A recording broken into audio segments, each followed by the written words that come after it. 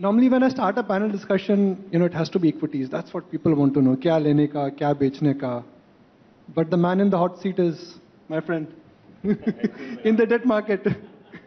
Kya ho raha hai?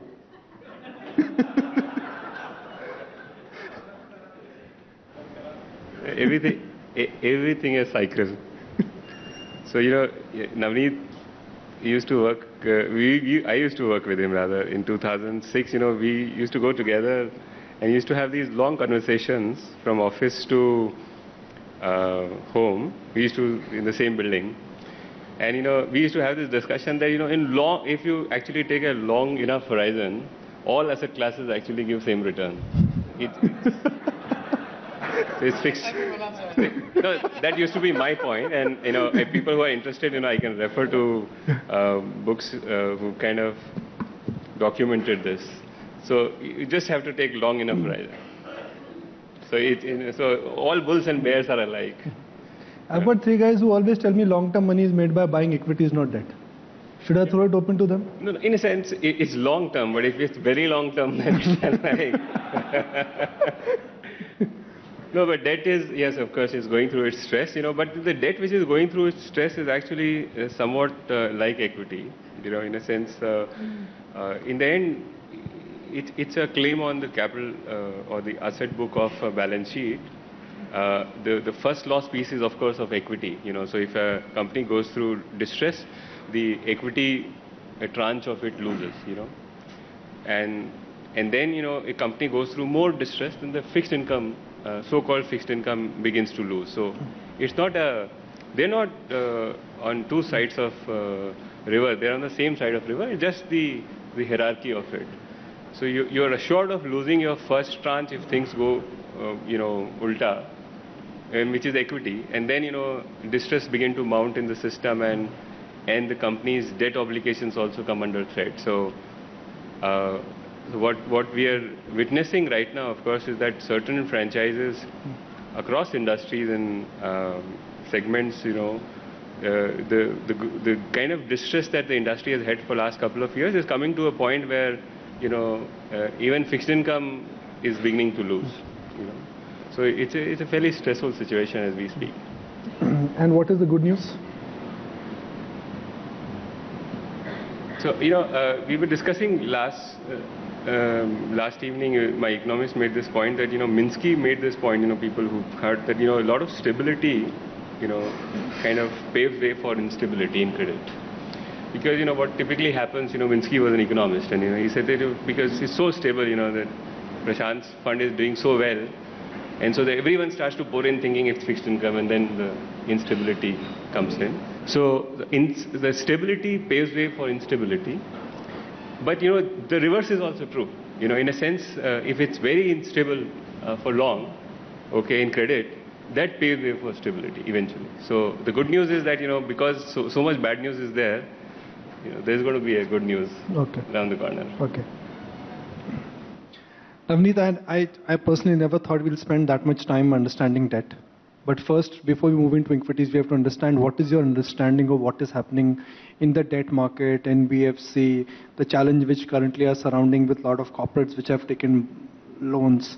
Let's address that. What is your understanding? Is it deep? Is it over? Or markets are over-exaggerating? So I agree with that. Just to add one point, I was remembering one of the quote of Ernest Hemingway that the bankruptcy or the distress happens gradually and then suddenly. So maybe some of this was in the making for last couple of years. When the leverage increases, obviously, leverage is a double-edged sword. It can do very well in good times, and suddenly it can really lead you to a massive distress, which we have seen in some of the entities of late.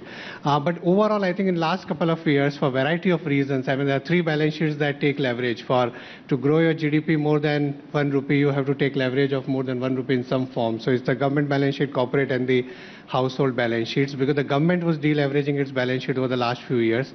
Corporates were deleveraging. It was the household balance sheet which was in great shape, which was willing to take that leverage. And thanks to CIBIL, to Aadhaar, to the digital technology and all of that, I think it became easier to lend to them. On the other side, of course, I mean, when you grow the asset by lending to someone, you have to borrow that money from someone, because banks did not have the other avenues to lend coming from that era of, I mean, when the corporate deleveraging is happening, they were very happy lending to some of these NBFCs. Mutual fund AUMs grew like two times in a period of 2.5 years, between March 16 and September 18, from 7 lakh crores to 14 lakh crores. So of course there was easy money available. And of course when there is so much of easy money, it leads to some of the challenges. But as I said, that stability leads to instability. We are seeing that. I think we are going to have maybe some bit of more pain left in the system. But over a period of time, I mean, in India, still we have a long way to go as far as financial inclusion is concerned, as far as opportunity on that side is concerned. NBFCs, good NBFCs were there in 80s and 90s, and there were a large number of NBFCs that went down under. A similar situation is likely to happen. And the remaining guys who have a good risk management, who have a good underwriting ability, who have an overall good management, I think they will continue to thrive. Rest of the corporate India, I mean, there are, as you said, I mean, across sectors, actually it's not, but I mean, pertaining to a particular sector. In the bank NPAs we saw, whether it's steel or power or some of those infrastructure, but on the corporate leverage where the promoter entities took loans, I mean, by leveraging on the listed entities and put in some other businesses, maybe a lot of that seems to be getting sorted out. I think the pain, I won't say completely behind us, but it looks like if you watch the events in the news flow over the last few days, seems to be getting behind us. Structurally, I mean, agree with Maneesh. I think because of the events in last 6 or 8 months, risk will get priced differently. And there is going to be a significant opportunity in that space. Obviously, people will turn a lot more risk averse. There was a time when to get a 50 basis point or a 100 basis point higher, you were willing to take risk, which should have been priced substantially higher. Now I think we will get that price. Also, I always believe that the kind of credit, let's say, which you were doing in either a mutual fund space where you had a T+1 liability, or let's say in NBFCs who were doing it where you had commercial papers of 2 or 3 months to fund it. I think a lot of this special situations or a lot of that kind of lending should actually go in an alternative space where there is a patient capital. So I see a significant, I would say, opportunity on the alternative space where you raise money for 3-year, 5-year, 7-year, 10-year, because structurally in credit markets, the opportunity in India is very large. Okay. I'll also make, just to take one more minute, that I think the structural, over a longer period in India, we should not write off that, half of the NBFCs will close down, and then, structurally there is a lot of opportunities for them in terms of originating the assets. They are good at originating, they are good at servicing, they are good at recovering. But I mean, they have a challenge on the liability side. On the other side, you have, for example, the PSU banks, etc., who have a great liability franchise, but don't have as good an ability on building that asset side. So a securitization market will develop over the next 3 or 5 or 10 years, where these guys will originate the asset, parcel it, I mean, create the securitized pool, and then sell it to these guys who have the liability. I think that's what is likely to happen over the next few years. Okay. Vetri? Last 6-8 months have been tough for the debt market, for the equity market, particularly for the mid and the small cap investors. So if I were to ask you the current mood point, which is how's the Josh? How would you summarize it? So it depends on who you're asking the question to. But, I think clearly as far as the small and mid cap investors are concerned, there isn't really much of that Josh.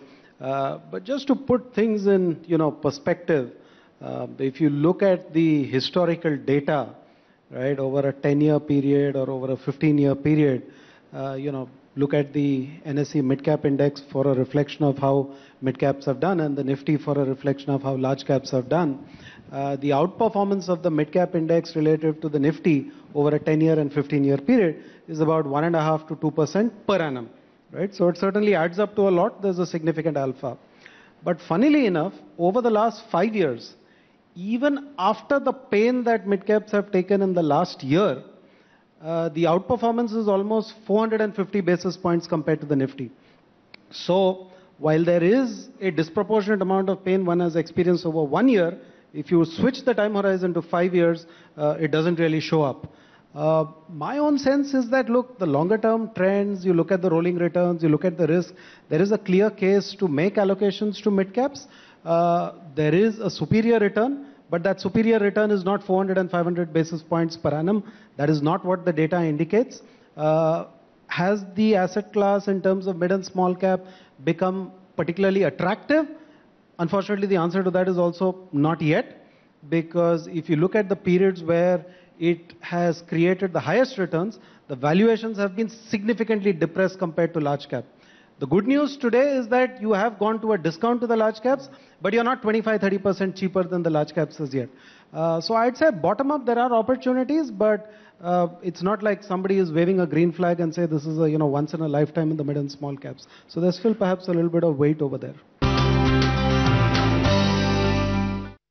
Prashant, 2 years ago when we met on a different forum, your view was that mid caps were reaching a frothy zone and NBFCs were due for a crack.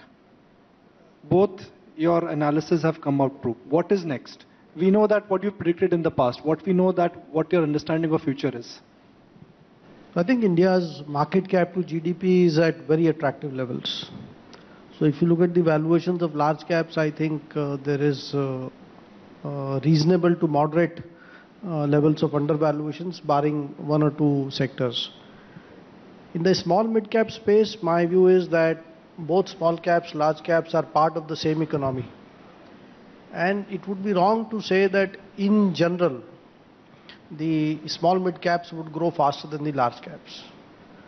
If you look at a tires company, a battery company, a bearing company, they are small businesses. If you look at a car company, it's a large business. Growth rates are probably similar. So growth is basically a function of the penetration of an industry, and size is basically a function of nature of the industry. So it is wrong to say that small will grow faster. In fact, if you look at any industry per se, the bigger companies on an average grow faster than the smaller ones because they have more competitive advantages. So whether it is cars, two-wheelers, mutual funds, insurance companies, bearing companies, whatever industry you pick up, the bigger companies will grow faster. However, I think the scope for a portfolio manager to add value in small mid caps is more because the number of companies is larger.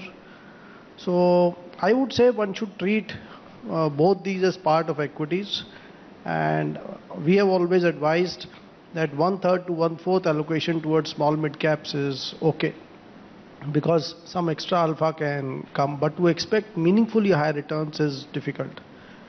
If you look at post 2014, the outperformance of small mid caps over large caps was near historic highs, and that is what is showing up in the higher 10-year returns as well. And when 2-year returns, 3-year returns are outstanding, even 10-year returns look higher. So either you can conclude that long term this asset class does better, or you can conclude that it is indicative of very expensive valuation. So I think it is the second which was true, as we have been saying for some time. And if you look at historically, small mid caps have traded at meaningful discounts to large caps, and I think we are not yet there, and I would agree with Vetri. Coming to NBFCs, I think NBFCs have always pioneered new credit spaces. So HDFC pioneered the mortgage space where banks were not lending. Kotak Primus pioneered the car financing space. Car financing was not available in India. Shriram pioneered the CV space.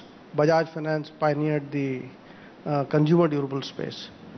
But over time, what I have observed is that as that space becomes large, banks come in, and banks have more proximity, deeper relationships with the customers, and they have cheaper cost of funds. And this time around, there is the added advantage of the technology.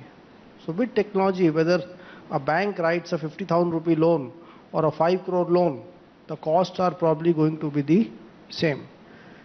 So I think over time I have seen very few NBFCs continue to grow in a sustained and profitable way.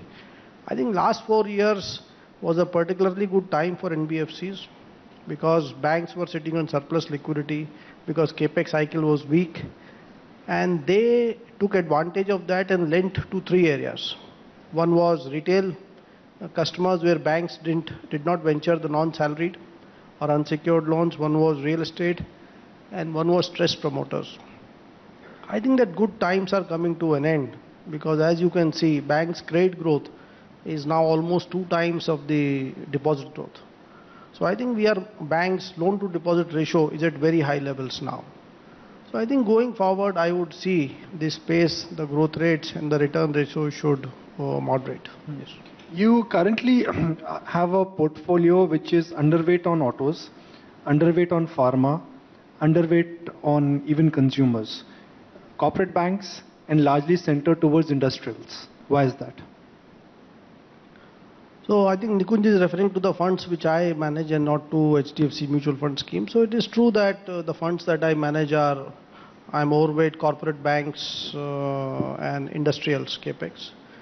And that is simply because we think the NPA cycle, it has taken longer than what one had thought to resolve, but I think finally we are coming to the end of it. IBC is probably it's a bigger reform than GST. And I think going forward, we will see the benefits of that. And we are moving to an environment where liability franchise will become extremely precious, because deposits are growing at 8-9% only in the system, and credit is growing much faster. So I think these banks should do well. Anyone with liability rich should do reasonably well. Industrials, because we are seeing capex come back. Industrial infra is already doing well. Industrial capex is coming back as well. You can see in RBI's chart, capacity utilization has inched up to 76-78%. And that means that in 2 years you need new capacities. And if you start putting capacities today, it will be ready earliest is 2 years. So we think capex is coming back. Consumer discretionary, non-discretionary, I find the multiples to be rich. And the growth in that space, particularly the discretionary space, was a result of the excessive or very fast consumer lending driven by NBFCs. And I think that space should experience some slowdown. One last point here, if you look at the household debt to GDP in India, it has spiked up very sharply. It has gone up from 12% 5 years back to 18%. And that I don't think is India's financial savings rate has dipped for the first time post-independence from 12% to 8% of GDP. I think that will have to be restored back, and that will mean higher deposit rates, and which in turn would mean slower consumption. Anoop, why don't you describe the terrain for us? Some are worried about elections, some are worried about NBFC, some are worried about both, but everybody is worried about something. Yeah. So I think so. If you're looking at equities to invest in, you should first go and get a neuralizer. Any one of you has watched that movie? There was this whole franchise called I think there was this movie franchise called Men in Black, and there they used to put the neuralizer in front of a person to actually go and erase his memories. So if you want someone to go now and put some more money in equity, first he has to forget that he has put money before, because most of it is actually losses of double digit or more. But that is the harsh truth. Going and investing in equity, that those who can't take a 20% drop there in equity should not be in equities. That's what our experience has. 20% तो गिर गया, अब क्या होगा? 20% so it's always every year 20%. It's not a total sum.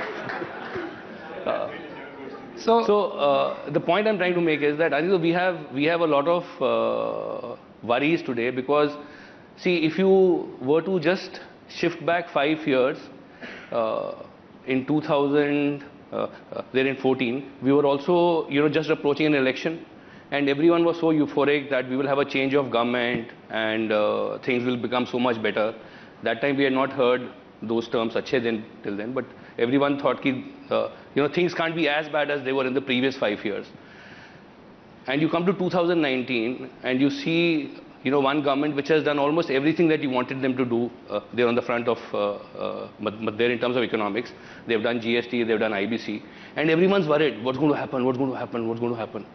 I find this very odd that when you had the worst time behind you, you were all looking forward to equity, and when you are going to see good times ahead of you, you're all worried about equity because of elections. So I find for the same people whom almost everyone was just hoping 5 years back, Now the worry is whether they'll come back or not. But that depends on us now. If we vote for them, they'll come back. It's not that there's going to be some other alien who's going to be voting against them or... So you're saying you're a BJP supporter? I'm not. I'm just saying that as a case of... I just pay my income taxes, very honestly, and I don't vote, so... We're not recording, so it's okay. No. My point is that there is this too much worry about elections. Whether it's the case of HDFC or us or anyone else or UTI, you look at all the reports we've shown that if you see from 1991 or from 1981 and you look at the results then the election and see its impact on the market, it doesn't seem to have. But the problem with the case of all these proofs is everyone says that this sounds good, but I don't want to put my money on this. So I think that the ones who put money when things are not very certain are the ones who actually get superior returns and not when everything is very certain. So the lesson for us is that the people who put in money during this period of uncertainty, which could continue till May, are the ones probably who will actually benefit from it the most, rather than the ones who come back in the market after the the period of uncertainty is there. Second, I think so is that some of the key reforms that were done by this government, the real impact of that will be seen only in the years to come. So one is in terms of IBC. I think so for the first time in India, you have promoters who are going to lose control of companies if they take too much debt and they don't repay it. It has never happened in the past as such. Second is in terms of GST. We will see the benefit of GST over time as such. So my view is that in terms of all these policies which were done by this government, the real benefit will come only in 2020 or beyond. So from that point of view, being in equity should not be worrisome. It should be something that you should look forward to. So let's put our hands together for everyone here. Thank you very much, and thank you for joining us.